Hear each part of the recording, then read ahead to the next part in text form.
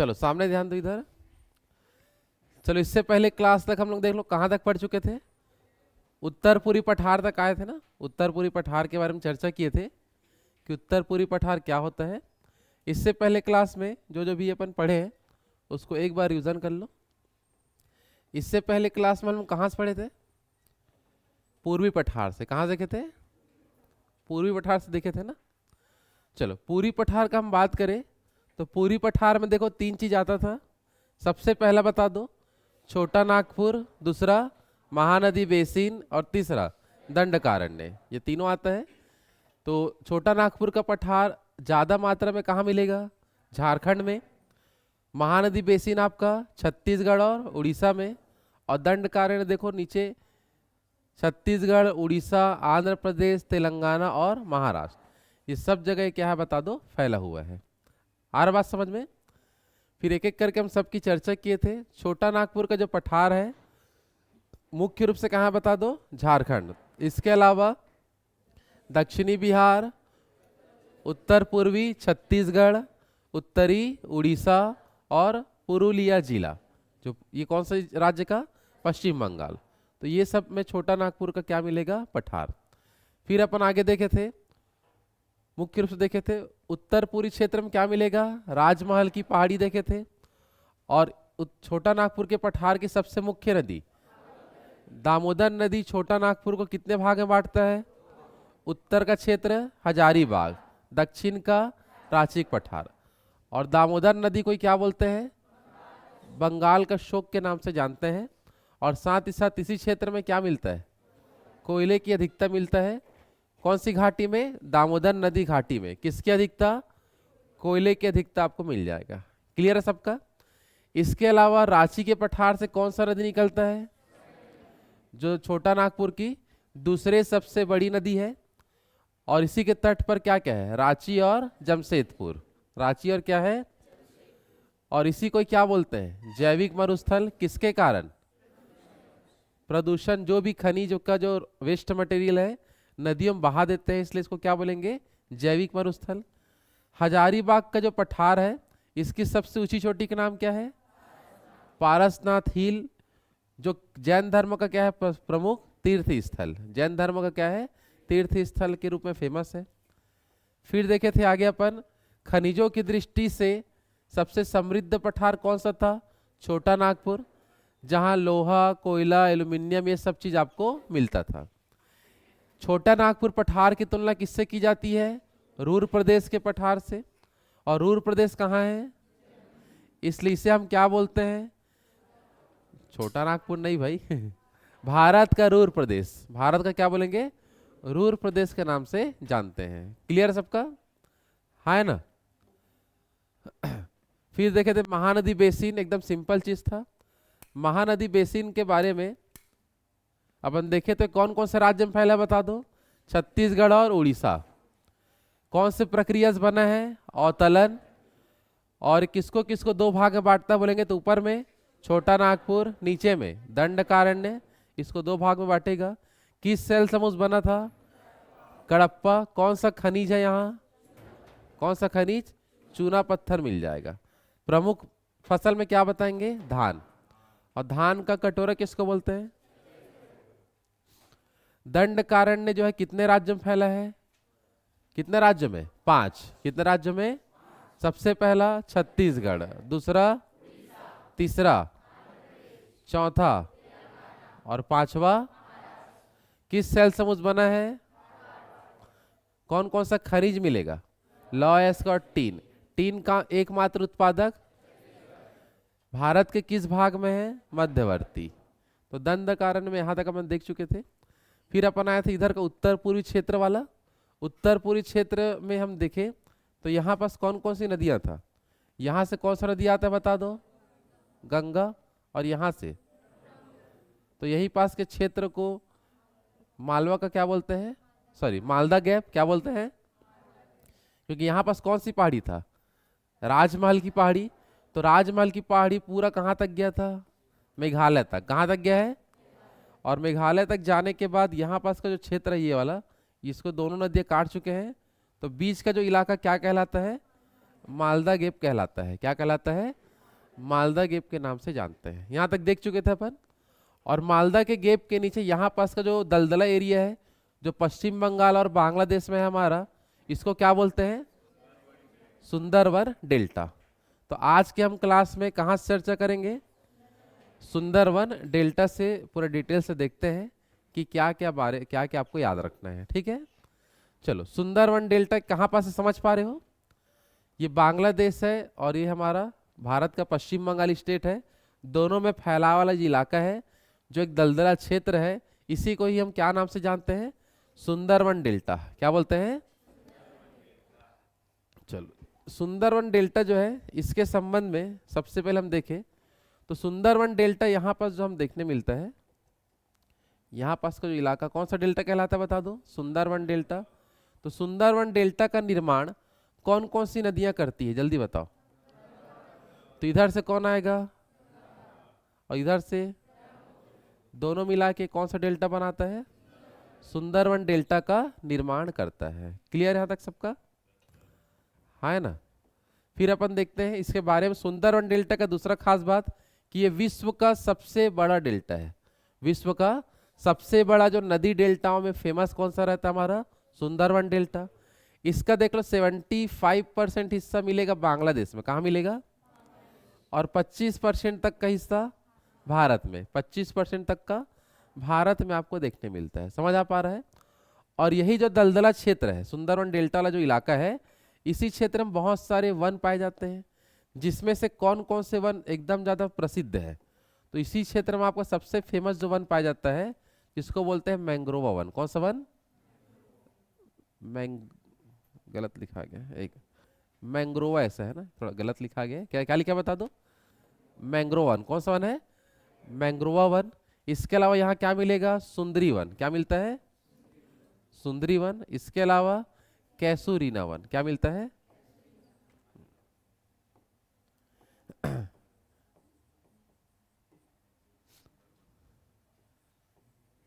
चलो, तो ये देख लो ध्यान से, बातें मत करो बीच में। सुंदरवन डेल्टा का जो क्षेत्र है, कौन कौन से देश में है बोलेंगे? देश का बात करें तो भारत, बांग्लादेश में है और भारत में। बांग्लादेश में कितना परसेंट? भारत में, लेकिन भारत में मात्र कहाँ है? पश्चिम बंगाल। कौन से स्टेट में? पश्चिम बंगाल में आपको क्या होगा? देखने मिलेगा। क्लियर सबका? हाँ है ना। और इसी में देख लो जो मैंग्रोवा वन है, कौन सा वन है? मैंग्रोव वन सबसे प्रमुख वन माना जाता है इधर का, क्योंकि यही वन ऐसा है, जैसे कि समुद्र की लहरें आती हैं यहाँ, तो समुद्र की लहरों से कौन सा पेड़ है जो तटों की रक्षा करता है? तो उसमें कौन सा वन प्रसिद्ध है? मैंग्रोव वन सबसे फेमस है। क्योंकि इसके यदि हम बात करें तो ये मैंग्रोव वन की जो जड़ें हैं वो ऐसे बाहर की ओर से निकले रहते हैं। जड़ कैसे रहता है बता दो? बाहर की ओर से निकले हुए होते हैं। जैसे समुद्र की लहरें आती है, तो ये जड़ जो है उनको, लहरों को तटों से प्रभाव से क्या करता है? रोकता है। और तटों की क्या करता है? ये रक्षा करता है। तटों की क्या करेगा? ज्यादा मात्रा में कौन सा वन करता है? इसलिए मैंग्रोव वन को काटना प्रतिबंधित है। और वनों को सुरक्षित बचाए रखने के लिए इस इलाके को, ये जो पूरा सुंदरवन डेल्टा वाला जो क्षेत्र है, समझ आ रहा है, इसको बनाया गया राष्ट्रीय उद्यान। क्या बनाया गया? सुंदरवन राष्ट्रीय उद्यान। इसको बनाया गया आपका 1954 में। कब बनाया गया है? 1954 में इसको क्या बनाया गया? सुंदरवन मतलब नेशनल पार्क के रूप में घोषित किया गया 1954 में। ये भी क्वेश्चन आपको याद रखना है। कौन कौन से वनों को बचाने के लिए? मैंग्रोवा, सुंदरी, कैसूरीना, ये सब प्रमुख वन क्षेत्र है। साथ ही साथ यहाँ बहुत ही सारे खतरनाक जीव जंतु रहते हैं, ठीक है ना, जिसमें से एक जीव जंतु फेमस है रॉयल बंगाल टाइगर। कौन सा बता दो? रॉयल बंगाल टाइगर भारत में कहाँ पाया जाता है? तो सुंदरवन राष्ट्रीय उद्यान में। कहाँ पाया जाता है? सुंदरवन राष्ट्रीय उद्यान में क्या पाई जाती है? जल्दी बता दो। रॉयल बंगाल टाइगर, ये आपका पाया जाता है। क्लियर है सबका? हाँ है ना।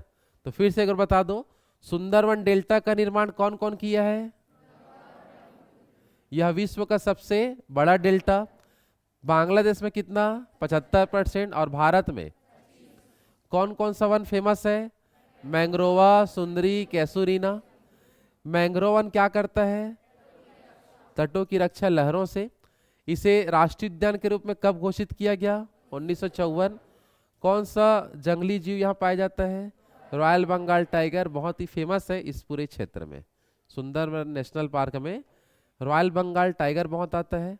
और एक आता है एशियाई शेर जो गिर नेशनल पार्क में है। कहाँ है आपका? गिर राष्ट्रीय उद्यान। आप देखोगे इस प्रकार से गुजरात वाला जो इलाका है, तो यहाँ पास आपका गिर नेशनल पार्क। कौन सा है आपका? गिर नेशनल पार्क यहाँ मिलेगा। और यही क्या पाया जाता है? एशियाई शेर। क्या पाया जाता है? और ये एशियाई शेर है अफ्रीका के। कहाँ के हैं? क्योंकि ये पूरा हिस्सा हमारा कहाँ से टूट के आया है?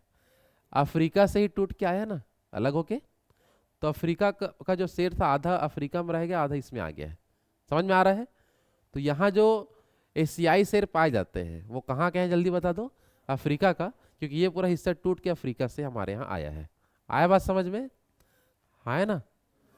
चलो आगे बढ़े।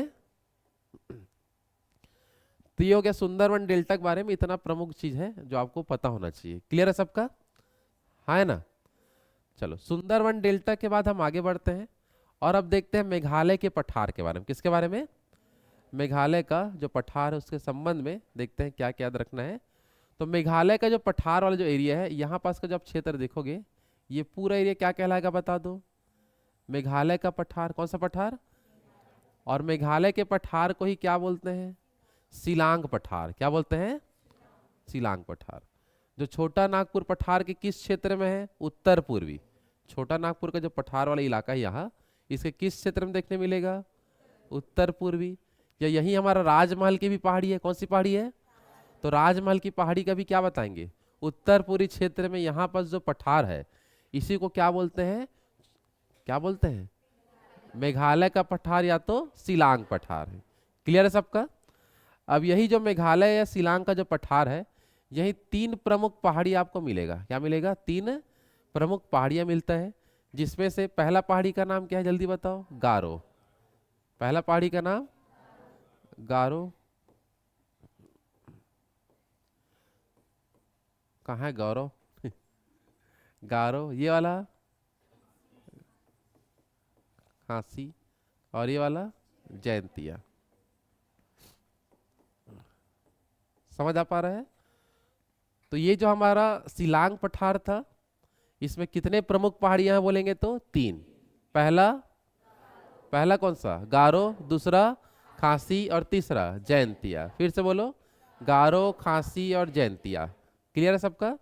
तो गारो, खांसी, जयंतिया जो है यहाँ की प्रमुख पहाड़ियां हैं। और ये तीनों पहाड़ी का नाम किस आधार पर रखा गया है? तो जनजातियों के। किसके आधार पर? जनजातियों के आधार पर रखा गया है। क्लियर सबका? किसके आधार पर रखा गया है? जनजातियों के आधार पर। और यहाँ पर हम बात करें तो ये जो खांसी वाला जो पहाड़ी है बीच वाला, यहीं आपको 3 प्रमुख शहर मिलेगा। कौन कौन सा बताओ?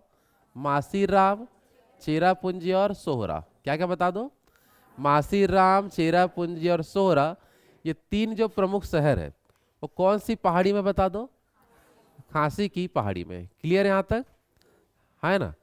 तो फिर से देख लो। छोटा नागपुर पठार या राजमहल की पहाड़ी के उत्तर पूर्व में कौन सा पठार देखने मिलेगा? मेघालय के पठार को ही क्या बोलते हैं? यही कितनी पहाड़ियां हैं? 3। सबसे पहला, दूसरा और तीसरा। खांसी पहाड़ी में कितनी शहर? कौन कौन सा? मासीराम, चेरापूंजी और सोहरा। क्लियर है सबका? इसी में देखते हैं ध्यान से। खांसी पहाड़ी का एक खास बात यह है जो तीनों शहरों में से याद रखना। जैसे कि अगर हम बात करें कौन कौन से 3 शहर थे बता दो इधर? क्यों 3 सी पहाड़ी? 3 पहाड़ी कौन कौन सा? गारो, खांसी और जयंतिया। तो यहाँ पास खांसी पहाड़ी में जो फेमस शहर है कौन सा? मासीराम। मासीराम। तो मासीराम से क्वेश्चन क्या मिलेगा जल्दी बताओ? कि यहाँ विश्व में, सॉरी भारत में सबसे ज्यादा बारिश, सबसे ज्यादा वर्षा कहाँ होता है जल्दी बता दो? मासीराम में। सबसे ज्यादा वर्षा कहाँ होगा? मासीराम में। और इससे पहले जो वर्षा होता था वो होता था कहाँ? चेरापूंजी में। कहाँ होता था? चेरापूंजी। इससे पहले कहाँ होता था? चेरापूंजी में बारिश होता था। और इसी का तुलना हम छत्तीसगढ़ के किसी एक शहर से भी करते हैं। और किससे करते हैं? अबूझमाड़ से। किससे करते हैं? अबूझमाड़। क्योंकि हमारे छत्तीसगढ़ में सबसे ज्यादा बारिश अबूझमाड़ में होना है, इसलिए हम छत्तीसगढ़ का चेरा पूंजी किसे कहते हैं? अबूझमाड़ को बोलते हैं। छत्तीसगढ़ का चेरा पूंजी अबूझमाड़ को कहते हैं। क्लियर है तक सबका? है ना? तो वर्तमान में सबसे अधिक बारिश कहाँ होता है? इससे पहले कहाँ होता था? और इस चेरा पूंजी की तुलना छत्तीसगढ़ में, इसलिए छत्तीसगढ़ का चेरा पूंजी अबूझमाड़ को बोलते हैं, जो हमारे स्टेट एग्जाम में पूछता है। आया बात समझ में? है ना? तो देख लो, ये जो हमारा पहला कौन सा था? गारो, खांसी और क्या था? जयंती। गारो, खांसी और, तो गारो पहाड़ी का एक खास बात ध्यान रखना, गारो पहाड़ी में एक चोटी है जिसका नाम है नोकरेक। क्या बता दो? नोकरेक। तो ये जो नोकरेक जो चोटी है, इसका खास बात क्या है? तो ये शिलांग पठार की सबसे ऊंची चोटी है। क्या बताओगे?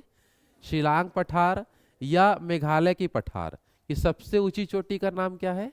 नोकरेक। क्या नाम है? नोकरेक सबसे क्या बता दो? ऊंची चोटी है। कौन से पठार का? शिलांग पठार। और कौन सी पहाड़ी में है बोलेंगे तो? गारो की पहाड़ी। कौन सी पहाड़ी? कि गारो, खांसी और ये क्या है? जयंतिया। तो गारो की पहाड़ी में ये आपको चोटी मिल जाएगा। क्लियर यहाँ तक सबका? है ना? और इस क्षेत्र में देख लो, ज्यादा वर्षा होने के कारण यहाँ पाया जाता है आपका सदाबहार वन। क्या मिलता है? सदाबहार वन मिलेगा। और जहाँ ज्यादा बारिश और टेम्परेचर ज्यादा होता है, वहां पाया जाता है लेटेराइट मिट्टी। कौन सी मिट्टी? लेटेराइट मिट्टी इस क्षेत्र में मिलेगा। तो छोटा नागपुर, सॉरी, आपका शिलांग पठार वाला जो एरिया है, यहाँ कौन से प्रकार के वन पाए जाते हैं? सदाबहार वन। कौन सा वन? कौन सी मिट्टियां पाई जाती है? कौन सी मिट्टी? लेटेराइट। ठीक है? तो ये प्रमुख बातें हैं शिलांग पठार। और हम बात करें, शिलांग पठार को ही क्या बोलते हैं? मेघालय का पठार। इतना चीज आपको यहां से याद रखना है। क्लियर है सबका? है ना? चलो एक बार रिवाइज कर लो। मेघालय का पठार किसके उत्तर पूर्व में? जल्दी बताओ। राजमहल की पहाड़ी या तो छोटा नागपुर पठार का किस क्षेत्र में है? उत्तर पूर्व। इसे क्या नाम से जानते हैं? इसी शिलांग पठार में कितनी प्रमुख पहाड़ियां हैं? सबसे पहला, दूसरा, तीसरा। ये सब नामकरण किस आधार पर है? किस आधार पर? जनजातीय आधार पर। खासी पहाड़ी में कितने प्रमुख शहर? 3। सबसे पहला, दूसरा, तीसरा, सोहरा। क्लियर है? इसमें से सोहरा की खास बातें बताओ। सॉरी, मासीराम का खास बात क्या है? सबसे ज्यादा वर्षा होता है। पहले कहाँ होता था? चेरापूंजी की तुलना अबूझमाड़ से करते हैं। और अबूझमाड़ को क्या बोलते हैं? छत्तीसगढ़ का चेरापूंजी। समझ आ पा रहा है? गारो पहाड़ी में सबसे ऊंची चोटी क्या था? नोकरेक। और नोकरेक का खास बात, शिलांग पठार का सबसे ऊंची चोटी बोलेगा तो नोकरेक को ही बताना है। क्लियर है यहां तक सबका? हाँ है ना? आगे बढ़े। चलो, तो ये हमारा उत्तर पूर्वी पठार के अंतर्गत दोनों क्षेत्र हमारा कवर हो चुका है, जिसमें हम देखे थे सबसे पहला क्या बता दो? मालदा गैप। क्या देखे थे? मालदा गैप के बारे में समझे। और उसके बाद फिर हम शिलांग पठार के बारे में समझ चुके हैं। आए समझ में? है ना? चलो, अब देखो, भारत का दक्षिण भारत को जो हम क्या प्रायद्वीपीय पठार बोलते हैं, और प्रायद्वीपीय पठार को कुल कितने हिस्से में बांटा गया था बताओ? प्रायद्वीपीय पठार को कितने हिस्से में? 4 भागों में बांटा गया था। देख लो, सबसे पहले हम क्या पढ़े थे? केंद्रीय उच्च भूमि। दूसरा, उत्तर पूर्वी पठार, सॉरी, पूर्वी पठार पहले पढ़े। उसके बाद क्या पढ़े? उत्तर पूर्वी पठार के बारे में। और उसके बाद अब क्या पढ़ेंगे? दक्कन का पठार। क्या देखने वाले हैं? उत्तर पूर्वी में हम देखो, एक तो सुंदरवन डेल्टा समझे पूरा, साथ ही साथ अपना शिलांग पठार। कौन सा पठार? शिलांग पठार क्या है, मालदा गेप क्या है, सुंदरवन डेल्टा जो है कौन कौन सी नदियां बनाया है, ये सब चीज आपको याद रखना है। क्लियर है सबका? हाँ है ना? अब हम किस में आएंगे बता दे? यहाँ दक्कन का पठार पढ़ेंगे, तब हमारा जो 4 भाग जो देखे थे वो हमारा हो पाएगा। क्लियर है सबका? आगे बढ़े। चलो,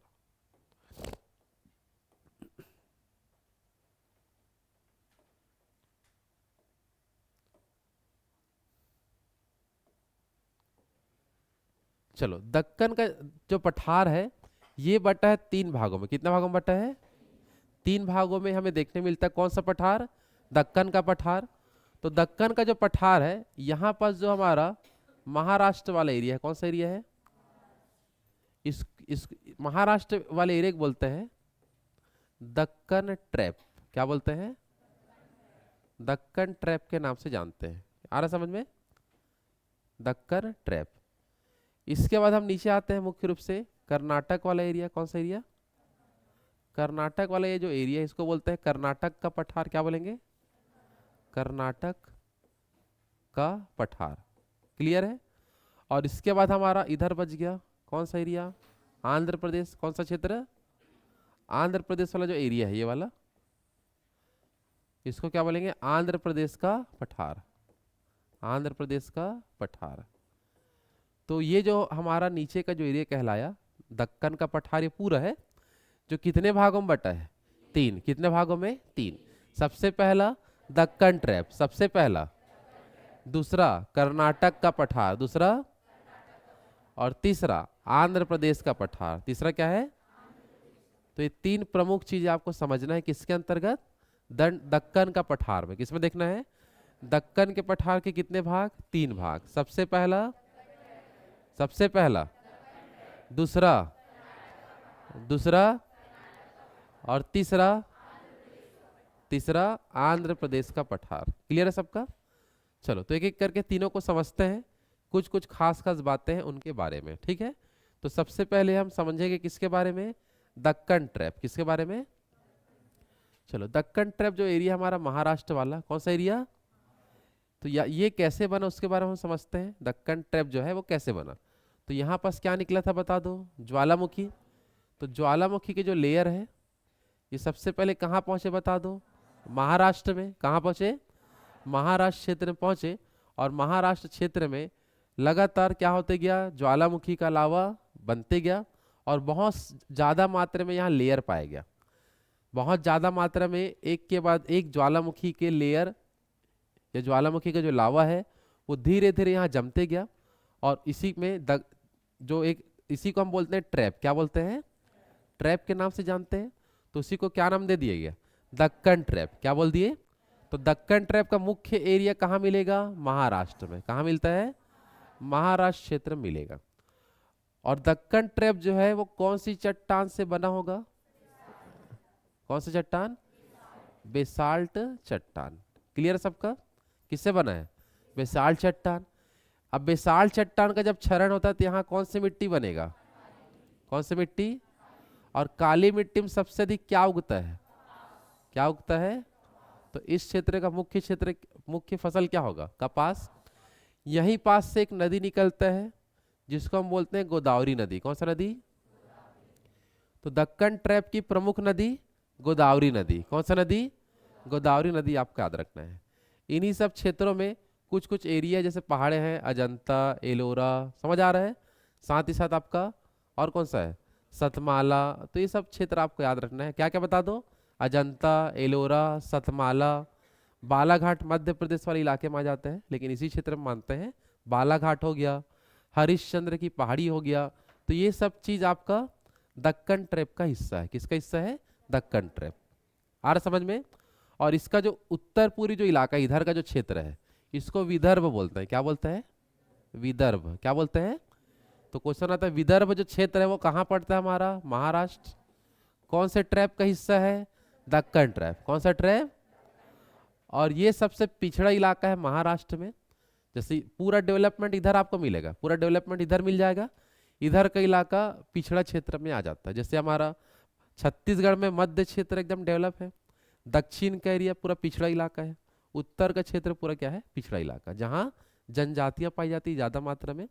तो वैसी महाराष्ट्र क्षेत्र में इस साइड का पूरा एरिया एकदम डेवलपमेंट है। मुंबई वाला जो शहर है इधर पूरा डेवलप है। इधर डेवलप है क्या? नहीं। तो विदर्भ जो इलाका है वो क्या है बता दो? एक पिछड़ा क्षेत्र में आता है दक्कन ट्रैप के अंतर्गत। आया बात समझ में? और इधर ज्यादा ध्यान नहीं दे रहे करके इसको बंटवारा करने की भी डिमांड चल रहा है विदर्भ का कि इसको अलग राज्य बनाया जाए महाराष्ट्र से तोड़कर, ऐसा करके तब इधर कुछ डेवलपमेंट हो पाएगा। आया बात समझ में? तो दक्कन ट्रैप का उत्तर पूर्वी क्षेत्र में क्या है बता दो, विदर्भ। क्या आता है, विदर्भ। क्लियर है यहाँ तक सबका, है ना। तो फिर देख लो दक्कन ट्रैप के बारे में क्या क्या आपको जानना है। सबसे पहला, ये महाराष्ट्र के, मतलब कैसे बना है ये, तो महाराष्ट्र के तटीय क्षेत्र से क्या निकला था, ज्वालामुखी। उसी ज्वालामुखी से बना है, या इसी को बोल सकते हैं दक्कन ट्रैप का निर्माण किससे हुआ है, ज्वालामुखी के उद्गार से। दक्कन ट्रैप मुख्य रूप से कहाँ है, किस चट्टान से बना है, कौन सी मिट्टी यहाँ है, कौन सी फसल, कौन सी नदी, कौन कौन से छोटे मोटे पहाड़ी या गुफा, अजंता एलोरा, सतमाला, बालाघाट और हरिश्चंद्र, ये पहाड़ी सब मिलेगा। इसी के उत्तर पूर्वी क्षेत्र में क्या है, विदर्भ एक क्या है, पिछड़ा क्षेत्र में आता है। आया बात समझ में। तो इतना जानकारी आपको दक्कन ट्रैप का पता होना चाहिए। क्लियर है सबका। इसका ज्यादातर क्वेश्चन एकदम सिंपल आता है, दक्कन ट्रैप का निर्माण किससे हुआ है, तो ज्वालामुखी के लावा से। किससे हुआ है, और यह मुख्य रूप से कहाँ है, महाराष्ट्र। मुख्य रूप से महाराष्ट्र आपको बताना है। क्लियर सबका, है ना। सुंदरवन डेल्टा कितने देश में है, पहला बांग्लादेश, पश्चिम बंगाल देश कहाँ है, पहला कौन सा, और दूसरा भारत के कौन से राज्य में है। सुंदरवन डेल्टा क्षेत्र में 3 प्रकार के वन हैं प्रमुख रूप से, पहला मैंग्रोवा, दूसरा और तीसरा कैशूरिना वन। सबसे प्रमुख वन मैंग्रोवा, काटना क्या है, प्रतिबंधित, और इनकी जो जड़ें हैं समुद्र से या पानी की जो लेयर उससे बाहर रहता है, जो लहरों से क्या करता है, रक्षा। आ रहा समझ में। दक्कन ट्रैप का देखिए, दक्कन ट्रैप किससे बना, पूरा ज्वालामुखी वगैरह से बना है। ये सब आपको याद रखना है। क्लियर है सबका यहाँ तक, आगे बढ़े चलो। अब इसके बाद अपन आते हैं दूसरे क्षेत्र में, कर्नाटक का पठार। कौन सा पठार, चलो कर्नाटक का जो पठारी क्षेत्र अपन को जो देखने मिलेगा कर्नाटक वाला, तो ये हमको देखने मिलेगा यहाँ पास जो एरिया है, कौन सा पठार अपना, कर्नाटक। तो कर्नाटक का जो पठारी क्षेत्र है ये मुख्य रूप से संलग्न है। यहाँ पास आपको एक पर्वत श्रेणी भी देखने मिलेगा यहाँ पास, जिससे पूरा लगा हुआ है। और यहाँ पर जो पर्वत है पूरा, इसको बोलते हैं पश्चिमी घाट पर्वत श्रेणी। क्या बोलते हैं, ये क्या दिख रहा है बता दो, पश्चिमी घाट पर्वत श्रेणी, पूरा ऊपर से लेकर नीचे तक पूरा पहाड़ी इलाका इधर। इसको क्या नाम से जानते हैं, पश्चिमी घाट पर्वत श्रेणी। और इसी पश्चिमी घाट पर्वत श्रेणी से ये जो संलग्न हमारा जो क्षेत्र दिख रहा है, ये वाला इलाका, इसी को बोलते हैं कर्नाटक का पठार। क्या बोलते हैं, जो कर्नाटक की स्टेट मिलेगा। और कर्नाटक के पठार को ही बोलते हैं मलनाड। क्या बोलते हैं, मलनाड के नाम से भी जानते हैं। क्या नाम से जानेंगे। और ये मलनाड वाला जो इलाका है ये 2 भागों में बटा है। कितने भागों में बटा है, 2 भागों में। इसके उत्तर का जो क्षेत्र है, कौन सा इलाका, उत्तर का क्षेत्र कहलाता है बेंगलोर का पठार। कौन सा पठार, बेंगलोर का पठार। और दक्षिण का क्षेत्र कहलाता है मैसूर का पठार। क्या कहलाता है, मैसूर का पठार। ये याद रखना। तो पहला खास बात, कर्नाटक का पठार किससे संलग्न है, पश्चिमी घाट पर्वत श्रेणी। किससे संलग्न है, और इसी को हम क्या बोलते हैं, मलनाड। क्या बोलते हैं। ये जो पठारी क्षेत्र है कर्नाटक के, कितने भाग में बटा है, ऊपर का एरिया, बेंगलोर का पठार, नीचे का एरिया मैसूर का पठार है। याद रहे सबको, हाँ है ना। चलो बताओ बिना देखे, कर्नाटक का पठार किससे संलग्न है, इसी क्या बोलते हैं, मलनाड। कितने भाग में बटा है, ऊपर का और नीचे का मैसूर। क्लियर है, हाँ है ना। अभी जो कर्नाटक के पठार वाला जो एरिया हम बात करें यहाँ से, चलिए पूरा क्या था बता दो, पश्चिमी घाट पर्वत श्रेणी, हाँ है ना। और इसी संलग्न पठार हमारा कौन सा है, कर्नाटक। तो ऑल ओवर हम कर्नाटक के पठार का बात करते हैं। तो कर्नाटक की पठार में आपकी जो पहाड़ी है, कौन सा पठार, कर्नाटक के पठार के अंतर्गत कुछ प्रमुख पहाड़ियाँ हैं जिसको क्या नाम से जानते हैं, बाबा बुदान। क्या बोलते हैं, बाबा बुदान की पहाड़ी, इसी के अंतर्गत आता है। ऑल ओवर हम कर्नाटक का पठार का बात कर रहे हैं, तो इसी के अंदर कौन सी पहाड़ी फेमस है, बाबा बुदान की पहाड़ी प्रसिद्ध है। और इसी पहाड़ी की सबसे ऊंची चोटी का नाम क्या है? मुल्यानगिरी। क्या है बता दो? मुल्यानगिरी सबसे क्या है? ऊंची चोटी। लेकिन जो आपका एक एटलस आता है इसका नाम क्या है? ऑक्सफोर्ड। ऑक्सफोर्ड एटलस में बाबा बुदान की सबसे ऊंची चोटी बताया गया है कुंदरेमुख को। किसको बताया गया है? कुंदरेमुख। लेकिन नॉर्मली बुक्स में क्या लिख के आ रहा है? मुल्यानगिरी। ठीक है, तो ज्यादातर आपको मुल्यानगिरी को ध्यान रखना है, मुल्यानगिरी अपन को याद रखना है। लेकिन एटलस में किसको दिखाता है? कुंदरेमुख। तो दोनों आपको नाम पता होना चाहिए कि बाबा बुदान पहाड़ी क्षेत्र में दो प्रमुख चोटी आपको मिलेगा। कौन कौन सा? मुल्यानगिरी और कुंदरेमुख। अगर ऑक्सफोर्ड एटलस के अनुसार बोल दिया तो कुंदरेमुख को अपन को याद रखना है, जो इसकी सबसे क्या होगा? ऊंची चोटी। समझ आ पा रहा है? तो फिर से देखो, कर्नाटक का जो पठार था कितने भागों में बटा है? ऊपर का एरिया बेंगलोर और नीचे मैसूर। तो ये तो क्षेत्र वाइज अपन बांट दिए। और यही जो पहाड़ी क्षेत्र है, पठारी क्षेत्र, यहाँ कौन सा पहाड़ी प्रमुख रूप से मिलेगा? बाबा बुदान। सबसे ऊंची चोटी क्या बताएंगे? मुल्यानगिरी। और एटलस के अनुसार क्या दिखा है? कुंदरेमुख को आपको बताना है। समझ आ पा रहा है? हाँ है ना? आगे बढ़े, चलो। चलो नेक्स्ट अपन देखते हैं ध्यान से।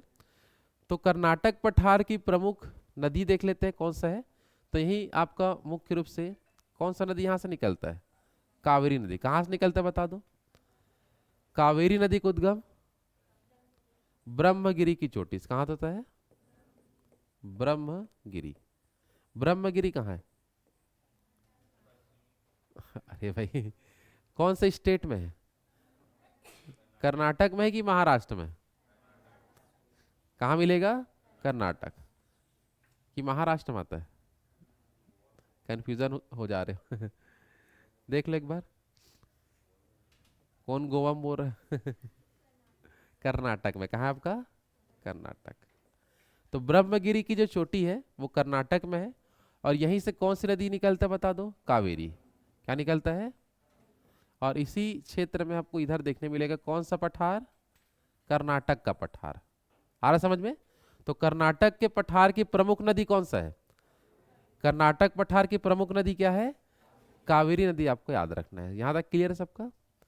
हाँ है ना? और इसी कर्नाटक के पठार में इधर आपका पश्चिम तरफ इधर एक नदी बहता है जिसको बोलते हैं शरावती नदी। क्या बोलते हैं? शरावती नदी भी इसी पठारी एरिया में मिलेगा आपको। लेकिन कहाँ बहता है? इधर अरब सागर तरफ आता है और कावेरी उधर जाता है। समझ आ पा रहा है? और इसी जो शरावती नदी जो दिख रहा है आपको, इसी में आपको एक जलप्रपात मिलेगा जिसको बोलते हैं जोग या गरसोप्पा जलप्रपात। क्या बोलते हैं? आ रहा बात समझ में? तो शरावती नदी कर्नाटक के पठार में बहता है और इसी कर्नाटक के पठारी वाला एरिया जो है, इसी में ही क्या मिलेगा आपको? जोग गरसोप्पा जलप्रपात। क्लियर सबका? कर्नाटक एरिया में शरावती नदी पर जो भारत का सबसे ऊंचा जलप्रपात है, भारत का सबसे ऊंचा जलप्रपात जब भी पूछे तो शरावती नदी पर है। क्या नाम से? जोग या गरसोप्पा जलप्रपात। और इसी को ही बोलते हैं महात्मा गांधी जलप्रपात। क्या बोलते हैं? तो नदियों को लेके दो चीज आपको याद रखना। बड़ी नदियों में कौन फेमस है? छोटी नदी में शरावती, जो इधर बहेगा आपका। समझ आ रहा है? शरावती नदी पर कौन सा जलप्रपात? जोग या गरसोप्पा। कौन सा जलप्रपात? जोग गरसोप्पा का खास बात क्या है जल्दी बताओ? सबसे ऊंचा क्या है? जलप्रपात। इसी जलप्रपात का नाम क्या रखा गया है? महात्मा गांधी जलप्रपात। क्लियर यहां तक सबका? हाँ है ना? चलो आगे देखते हैं। ये जो हमारा कर्नाटक का जो पठारी एरिया है, ये कौन से चट्टान से बना है? अगर क्वेश्चन आए तो आपको बताना है धारवाड़ शैल समूह से। किससे बना है? और धारवाड़ शैल समूह से जो बना होता है, इससे हमेशा क्या निकलता है? लौह अयस्क। क्या निकलता है? लौह अयस्क की मात्रा निकलेगा। तो ये भी आपको पता होना चाहिए कि कर्नाटक का जो पठारी क्षेत्र है, ये कौन सी चट्टान से बना है? धारवाड़। कौन सा खनिज निकलेगा?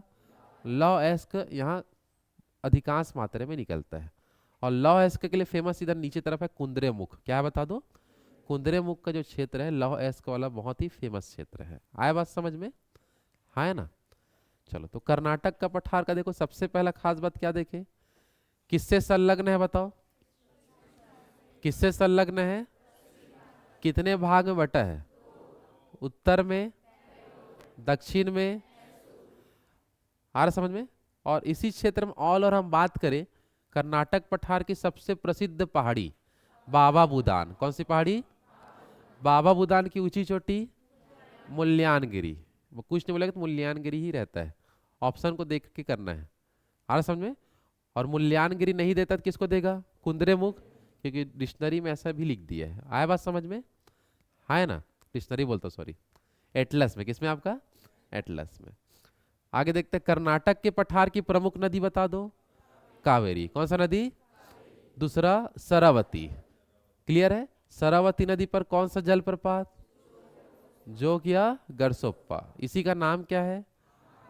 महात्मा गांधी जलप्रपात। ये पूरा एरिया कौन से चट्टान से बना है? धारवाल, धारवाल चट्टान से। और यहीं से कौन सा खनिज निकलता है? क्या निकलेगा? लौह अयस्क। क्लियर है यहां तक? आगे बढ़े, चलो। अब इसके बाद हमको देखने मिलेगा कौन सा पठार? आंध्र प्रदेश का पठार। कौन सा पठार?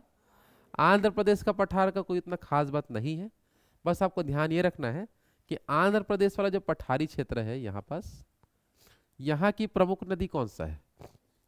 कृष्णा। कृष्णा कहाँ से निकलता है? महाबलेश्वर। महाबलेश्वर कहाँ है? महाराष्ट्र। तो ऊपर वाला जो एरिया है महाराष्ट्र में, यहाँ पास क्या बता दो? महाबलेश्वर। तो महाबलेश्वर की जो चोटी है महाराष्ट्र वाला, यहीं से निकलता है कौन सी नदी यहाँ पास? कृष्णा नदी। कौन सा नदी?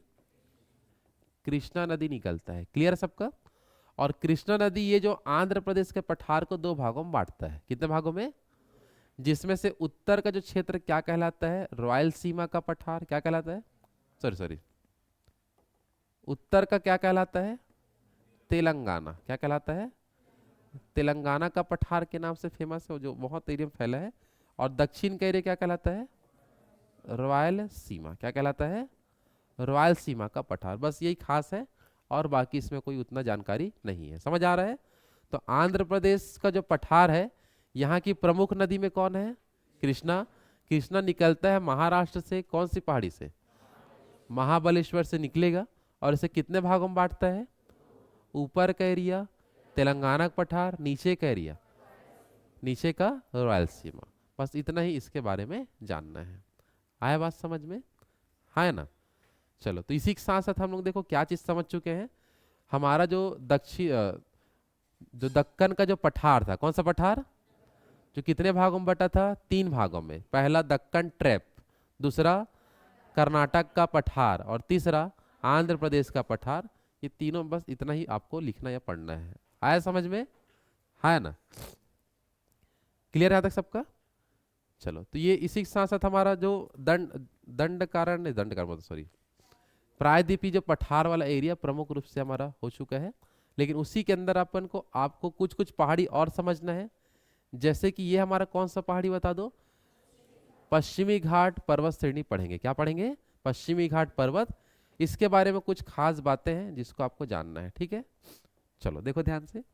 यहाँ पास का जो एरिया देखें तो तट के जस्ट तटों से जो लगा वाला जो इलाका है, ये आपका मैदानी क्षेत्र है। कौन सा क्षेत्र है? पूरा ये पूरा मैदानी इलाके में आता है।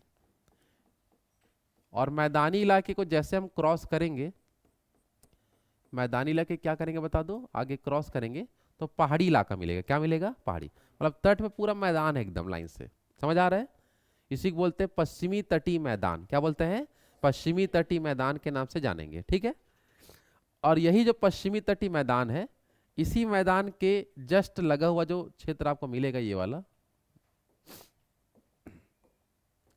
चलो ये वाला जो एरिया आपको जो मिलेगा इससे जो लगा हुआ है, ये पूरा पहाड़ी इलाका है जो कन्याकुमारी तक गया है। ये पूरा कौन सा इलाका है? पहाड़ी इलाके में आपको मिल जाएगा। और इसी पहाड़ी वाले क्षेत्र को क्या नाम से जानते हैं?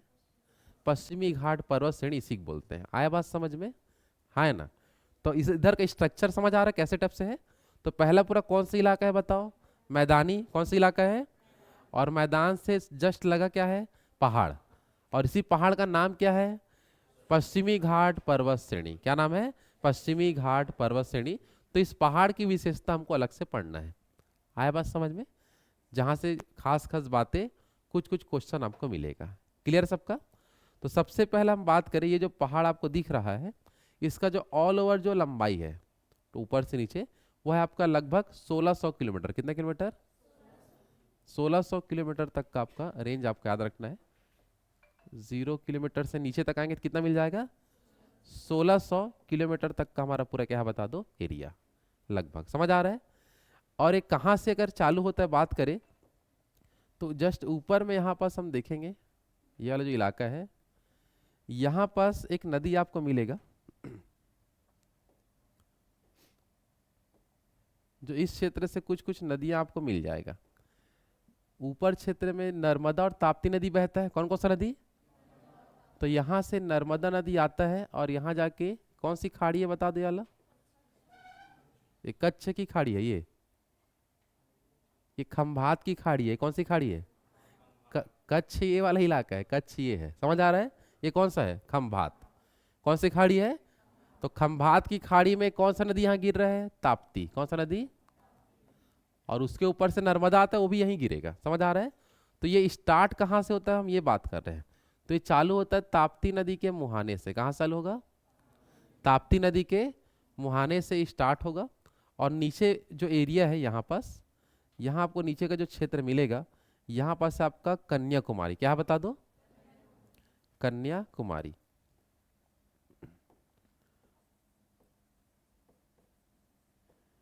तो कहाँ से कहाँ तक फैले उसको पहले देखो। तो ऑल ओवर लंबाई कितना बताओगे? 1600। कहाँ से कहाँ तक? ताप्ती नदी के मुहाने से लेकर नीचे में कन्याकुमारी तक आपको याद रखना है। लेकिन इसका जो कुछ कुछ जो क्षेत्र है यहाँ पास भी आपको मिल जाएगा, थोड़ा बहुत जो इलाका है, लेकिन ये इसमें भी शामिल हम नहीं करेंगे। जैसे यहाँ पास इसी पश्चिमी घाट पर्वत श्रेणी के अंतर्गत इधर 3 पहाड़ी भी और आता है जो आपको याद रखना है। कौन कौन सी पहाड़ी है? तो यह आपका नाम आपको याद रखेंगे। यहाँ पास आपका है गिर, मांडव और मतलब गिर और मांडव 2 पहाड़ी फेमस है, 2 ठो याद रख लो। कौन कौन सा पहाड़ी बता दो? गिर और मांडव। कौन कौन सा? गिर और मांडव पहाड़ी भी इसी का हिस्सा था क्योंकि ये हिस्सा आपका अफ्रीका से टूट के आया। किससे टूट के आया है? अफ्रीका से। तो ये भी अफ्रीका से टूटने के कारण ही यहाँ पास आया है। तो ये भी दोनों अपन बात करें सेम टाइप का अपन ले सकते हैं, लेकिन ये बीच में नदी होने के कारण अलग दिख जाता है। इसलिए हम ऑल ओवर एकदम सीरियल वाइज देखें तो ताप्ती से कहाँ तक बताते हैं? कन्याकुमारी। लेकिन यहाँ का गिर मांडव पहाड़ी भी इसी का हिस्सा हम मान के चल लेते हैं। समझ आ पा रहा है? हाँ है ना? चलो क्लियर यहाँ तक सबका? आगे बढ़े। चलो इसी को देखते हैं। इसी पहाड़ी जो दिख रहा है इसी को हम बोलते हैं सह्याद्री पर्वत। कौन सा पर्वत? सह्याद्री पर्वत के नाम से जानते हैं। तो सह्याद्री पर्वत को यदि हम बांटे तो यहाँ पास हम देखते हैं ऊपर का ये एरिया महाराष्ट्र वाला। कौन सा एरिया? महाराष्ट्र वाले एरिया में इसको बोलते हैं उत्तरी सह्याद्री। क्या बोलते हैं? और मतलब ये वाला एरिया आपका उत्तरी सह्याद्री कहलाएगा। और यहाँ से नीचे अपन आएंगे कर्नाटक तक का। कहाँ तक का? तो इसको बोलते हैं दक्षिणी सह्याद्री। क्या बोलते हैं? दक्षिणी सह्याद्री। तो क्वेश्चन एग्जाम में बहुत आता है कि पश्चिमी घाट पर्वत श्रेणी को ही और क्या बोलते हैं? सह्याद्री पर्वत। कौन सा पर्वत?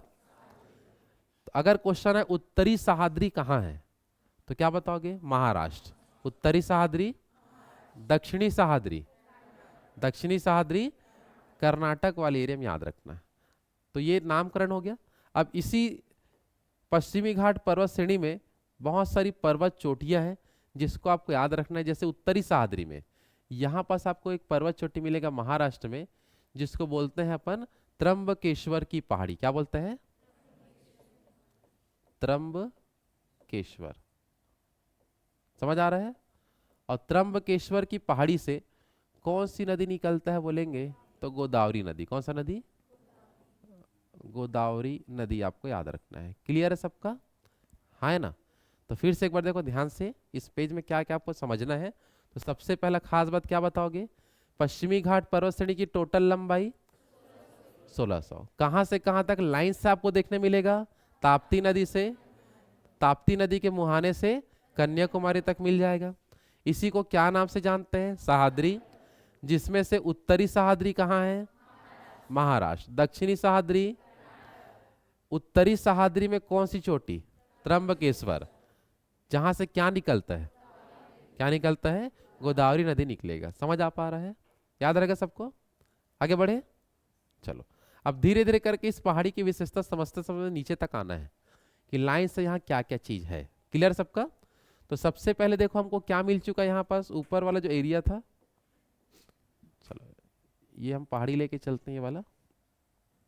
चलो तो सबसे ऊपर में एक चीज हमको मिल चुका है, कौन सी पहाड़ी?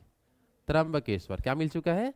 त्र्यंबकेश्वर। ठीक है, चलो त्र्यंबकेश्वर के जस्ट नीचे में, त्र्यंबकेश्वर के दक्षिण क्षेत्र में, यहां पास त्र्यंबकेश्वर के दक्षिण में आपका है कालसूबाई की चोटी। कौन सी चोटी है? कालसूबाई। क्लियर है सबका? तो त्र्यंबकेश्वर के दक्षिण में कौन सी चोटी? कालसूबाई। कौन सी चोटी? और कालसूबाई का खास बात यह है कि ये उत्तरी सह्याद्री का, ये कौन सा सह्याद्री का? उत्तरी सह्याद्री का सबसे ऊंचा चोटी है। उत्तरी सह्याद्री का सबसे ऊंचा चोटी का नाम बताओ? कालसूबाई। क्या नाम है? कालसूबाई का हाइट बताओ कितना दिया है? 1646 मीटर। कितना मीटर? 1646 मीटर आपको याद रखना है। ठीक है, चलो सबसे ऊपर में कौन सा चोटी? त्र्यंबकेश्वर। त्र्यंबकेश्वर से नीचे, त्र्यंबकेश्वर से नीचे कालसूबाई। दोनों ही कहाँ है? महाराष्ट्र में। कहाँ मिलेगा? महाराष्ट्र। क्लियर है? हाँ है ना? चलो कालसूबाई के दक्षिण में क्या है? महाबलेश्वर। ये भी महाराष्ट्र में ही है। महाबलेश्वर भी कहाँ मिलेगा? महाराष्ट्र में मिलेगा। है ना? ये कौन सा चोटी बता दो? महाबलेश्वर। महाबलेश्वर। तो महाबलेश्वर भी उत्तरी सह्याद्री में आता है। क्लियर है सबका? और महाबलेश्वर की चोटी से कौन सा नदी निकलता है? ऐसे कृष्णा नदी। कौन सा नदी? कृष्णा नदी आपको मिल जाएगा। क्लियर है सबका? है ना? चलो तो फिर से एक बार देख लो, उत्तरी सह्याद्री की 3 चोटी बताओ क्रम से। सबसे पहला त्र्यंबकेश्वर के नीचे, कालसूबाई के नीचे, महाबलेश्वर से कौन सी नदी? और त्र्यंबकेश्वर से गोदावरी। लेकिन इन तीनों में सबसे हाइट में कौन है? कालसूबाई। कालसूबाई की ऊंचाई, कालसूबाई उत्तरी सह्याद्री की सबसे ऊंची चोटी मान के चलेंगे। जो महाराष्ट्र के एरिया में उत्तरी सह्याद्री, कर्नाटक के एरिया में दक्षिणी सह्याद्री, बाकी इधर अलग अलग और नाम हमें मिलेगा। समझ आ पा रहा है ना? आगे बढ़े। चलो अब अपन कवर करते हैं कौन सा क्षेत्र? ये उत्तरी सह्याद्री हो गया। दक्षिणी सह्याद्री में आएंगे तो यहां पास मिलेगा आपको कुंद्रेमुख। क्या मिलता है? कुंद्रेमुख। चलो ये जो कुंद्रेमुख की चोटी है, इसका हाइट देखो कितना बताया गया है? 1894 मीटर। कितना मीटर? 1894 मीटर है। और इसका खास बात है, देखो जहां ऊंचाई लिख रहा है मतलब कुछ खास बात है, इसलिए उसका ऊंचाई लिखना है। तो ये आपका दक्षिणी सह्याद्री की ऊंची चोटी है। और दक्षिणी सह्याद्री आपका कर्नाटक में है। कहाँ बता दो? कर्नाटक से नीचे बनाएंगे केरल तरफ, तो उसका नाम सह्याद्री नहीं बोलेंगे, उसका अलग अलग नाम आपको मिल जाएगा। समझ आ पा रहा है ना? उत्तरी सह्याद्री, दक्षिणी सह्याद्री, महाराष्ट्र और कर्नाटक तक अपन देखेंगे। तो दक्षिणी सह्याद्री की सबसे ऊंची चोटी, उत्तरी सह्याद्री का सबसे ऊंचा क्या था? कालसूबाई। क्लियर है यहां तक सबका? है ना? चलो फिर से बताओ, सबसे ऊपर में कौन सा पर्वत? त्र्यंबकेश्वर से नीचे, कालसूबाई के नीचे, तो यहां तक हमारा उत्तरी सह्याद्री हो गया। दक्षिणी सह्याद्री में आएंगे सबसे पहले कुंद्रेमुख। क्या मिलेगा? कुंद्रेमुख, जो कर्नाटक में है। जो उत्तरी सह्याद्री की क्या है? सबसे ऊंची चोटी अपन लेके चलते हैं। सॉरी, दक्षिणी सह्याद्री की सबसे ऊंची चोटी लेके हम चलेंगे। क्लियर यहां तक सबका? है ना? आगे बढ़े। चलो तो आज यहां तक समझे रहते हैं, समय हो चुका है। कल इसके नीचे का पूरा एरिया समझेंगे, कौन कौन सा चोटी है, नीलगिरी पर्वत क्या है, उसको पूरा यही समझेंगे। पूरा दक्षिण को अपन को लाइन से पूरा देखना होगा। ठीक है, तो यहां तक का नोट्स भेजूंगा, कॉपी में आप लोग लिख लेंगे। समझ आ रहा है ना? चलो